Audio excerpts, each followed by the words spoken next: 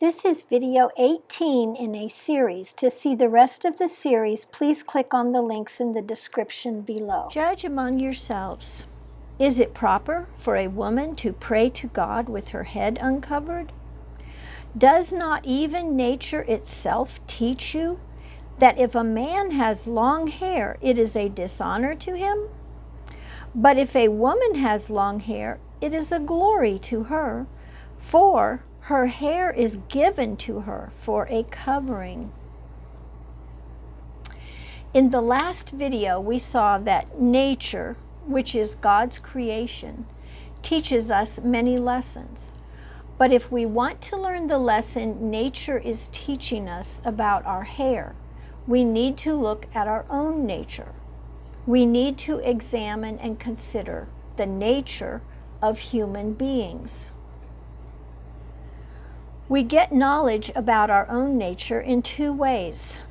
One, by simply observing and considering ourselves, and two, by what the Scripture reveals to us about our creation. First of all, we observe that each human being is either male or female. And male and female are different. The male has broad shoulders and narrow hips, while the female has narrow shoulders and broad hips. The male is stronger than the female. He has muscular power, while the female does not.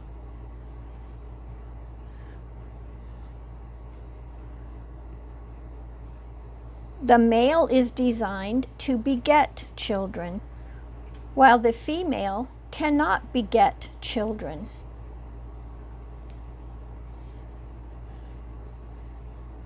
The female is designed to conceive, bear, give birth to, and nurse children, while the male cannot do this.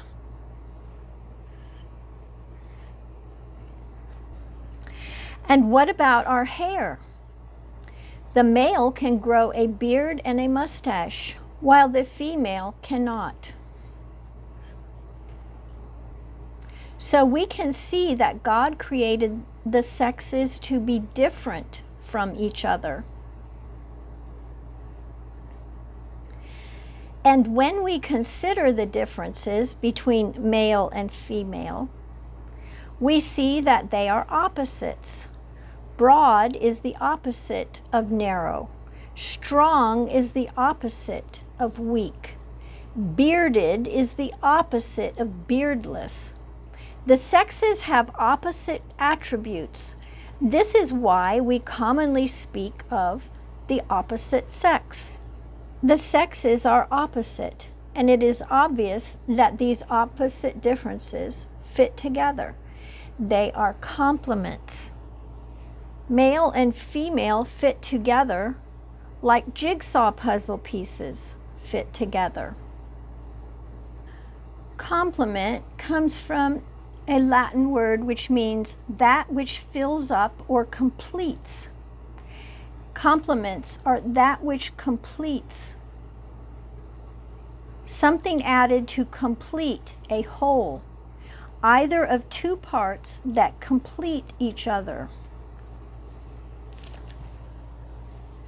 To make complete. Interrelationship or correspondence. Mutually making up what is lacking. Male and female fit together to make a unity. They complete each other. They mutually make up what is lacking in the other. Short and long are opposites.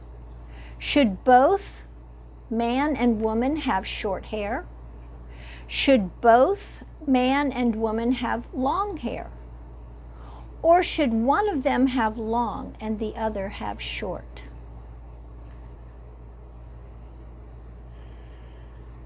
Should our hair be different, or should our hair be the same? Nature teaches us that God designed the sexes to be different. Next, the scripture teaches us about our creation and our nature. And the Lord God said, "It is not good that man should be alone. I will make him a helper comparable to him." And the Lord God caused a deep sleep to fall on Adam, and he slept. And he took one of his ribs and closed up the flesh in its place. Then the rib which the Lord God had taken from the man, he made into a woman, and he brought her to the man. And Adam said, "This is now bone of my bones and flesh of my flesh. She shall be called woman, because she was taken out of man. Therefore a man shall leave his father and mother and be joined to his wife, and they shall become one flesh." God's revelation about our creation tells us that Adam was created first and that there was a problem in the very beginning. There was something that was not good. It was not good for the man to be alone. And God created woman to solve that problem. Woman was taken from man, and woman was created for the man. In Matthew 19, when Jesus was arguing about divorce with the Pharisees, he says, "Have you not read that he who made them at the beginning made them male and female, and said, for this reason a man shall leave his father and mother and be joined to his wife, and the two shall become one flesh. So then they are no longer two, but one flesh. Therefore, what God has joined together, let not man separate." So the two are joined together by God, and the two become one. But that would seem to create another problem, which can be illustrated by the push-me-pull-you, a fantastical creature from the children's book Dr. Dolittle, the man who could talk to the animals. The push-me-pull-you was a deer or antelope type animal who had two heads, one on each end of its body. In this illustration, Dr. Dolittle is scratching his head in perplexity, and the duck is asking, how does it make up its mind? Suppose that this head wanted to go this way, and that head wanted to go another way. What would happen? The animal would be pulled apart. It wouldn't be one creature anymore. So how can there be unity when you have two heads? Nature shows us that every real creature has only one head. Nature teaches us that the head controls the body. The head rules the body, and only one can be ruler. It is only one head per customer. The head rules the body. So the pig, the dog, the monkey, the duck, and the man just have one head. The push-me-pull-you is a fantasy creature that could never exist in reality. You can never have two heads for one creature.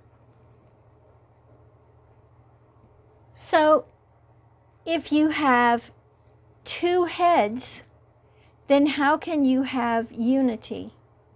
And how can man's original problem, the problem of being alone, be solved?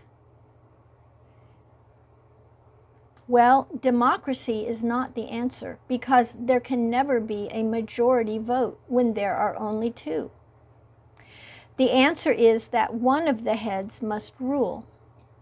So the question is, which head should rule? First, let's look at some definitions from the dictionary. The word authority comes from the Latin word meaning author. And of course, the author is the one who writes the book. So the author is the one who is the creator and who gets to say what goes into the book.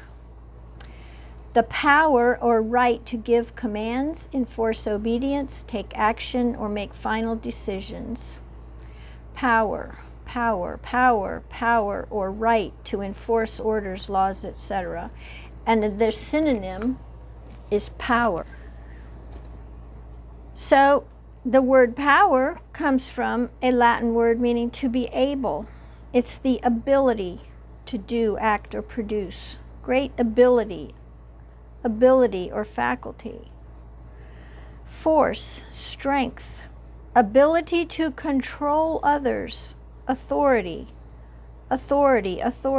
physical or mechanical force, physical force or authority, domination, strength, force.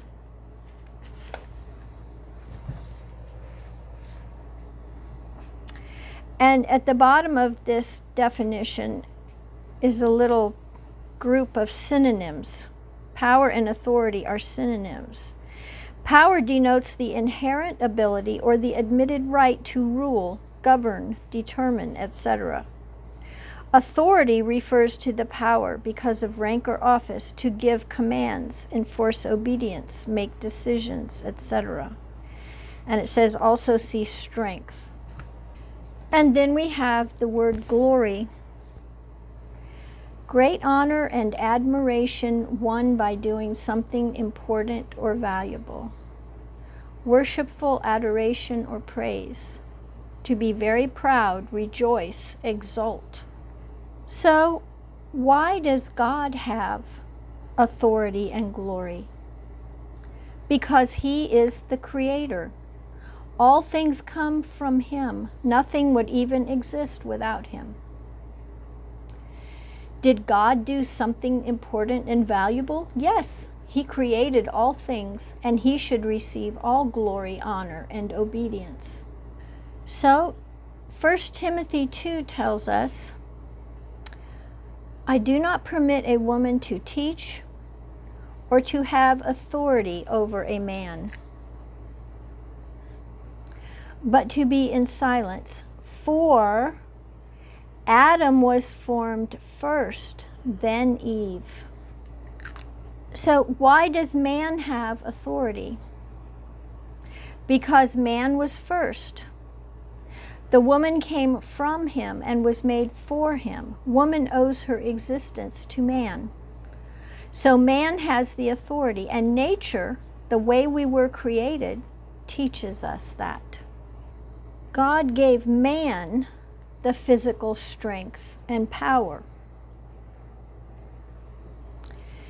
Adam was made first. And Eve came from man, and she was created for man. All things are from God. And God gave the authority to the man. So God gave man the authority to rule over the woman. But knowing human nature, there is a danger that man will get a swelled head from all that power and become a tyrant and a bully. I am the boss, you are my slave. Tote that barge, lift that bale. I am the dictator, you are my doormat. Men rule, women drool. And again, naturally, woman will resent this in her turn, and she will rebel. She might even want to rebel before man turns into a tyrant. I resent this. I want the power. I rebel. Empower women. Down with men. Women's liberation.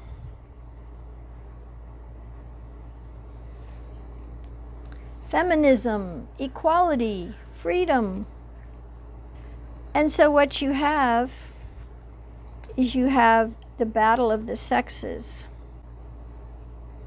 and man is still alone. The battle of the sexes. These things are not going to build unity. Instead, they're going to tear unity apart, and man will still be alone, and woman will be alone as well. So once again, there's a problem. The unity is being torn apart. Let's go back to the head covering passage and read verses 11 and 12. Nevertheless, neither is man independent of woman, nor woman independent of man in the Lord.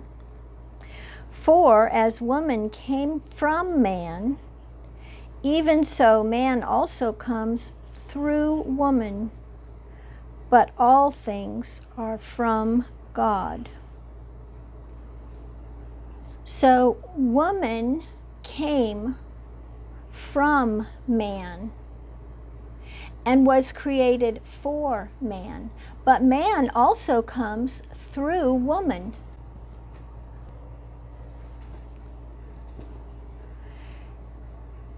Man is born from woman. Every man enters the world through the birth canal of his mother. So the sexes are interdependent. Neither one is independent of the other.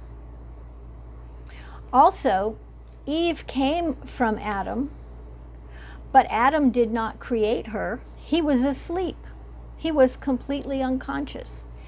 It was God who created woman, and woman ultimately came from God. All things are from God. So Adam and Eve were both created by God, and God has the ultimate authority over all his creation.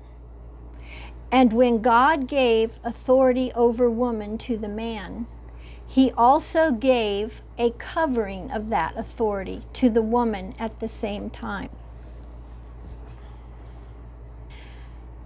Nature shows us that the head rules the body, and that man was given the rule at the creation. Therefore, woman's head is a symbol of man's rule over her. The head of woman is man.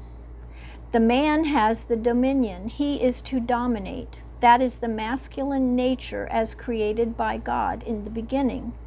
But man's authority and rule is under God's authority and rule.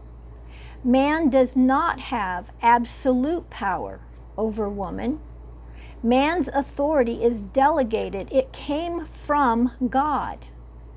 God's authority is much, much higher than man's authority. And that is symbolized when a woman lets her hair grow long to cover or hide her head.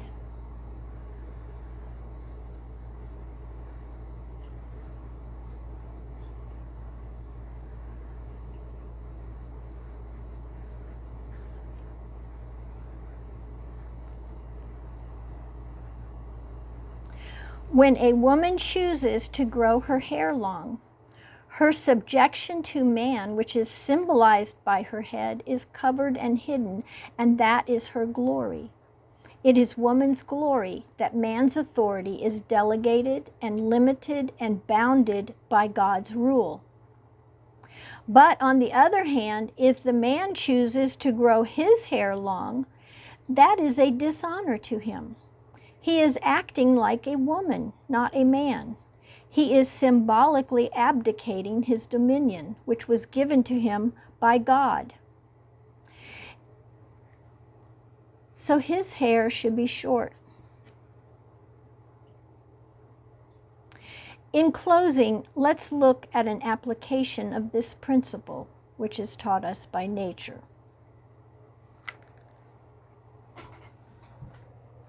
1 Peter 3 tells us, "For in this manner in former times the holy women who trusted in God also adorned themselves, being submissive to their own husbands, as Sarah obeyed Abraham, calling him Lord, whose daughters you are, if you do good and are not afraid with any terror." So Sarah obeyed Abraham, calling him Lord. But Genesis 16 also tells us that when Abraham was treating Sarah unfairly, she said to him, "The Lord judge between you and me." Sarah appealed to God as the ultimate authority, higher than Abraham's authority. And Abraham, who was a righteous man of faith, recognized and honored that. And that is the way in the Lord that man and woman can have unity. And the original problem, "It is not good that man should be alone," is solved. Next video, prayer and prophecy.